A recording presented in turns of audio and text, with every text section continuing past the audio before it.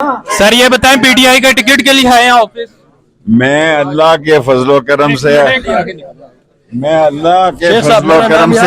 चट्टान की तरह उनके साथ था, हूँ और रहूंगा। और इमरान खान के साथ खड़े हैं। और किसकी मैं बात कर रहा हूँ? तू हमेशा ऐसा सवाल करता है, हमेशा कि जो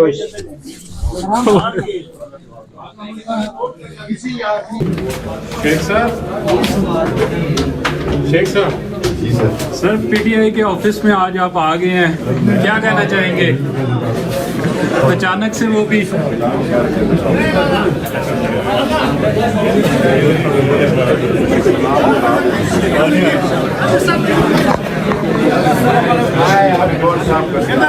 शेख साहब ने तो सिर्फ 2 मिनट बैठे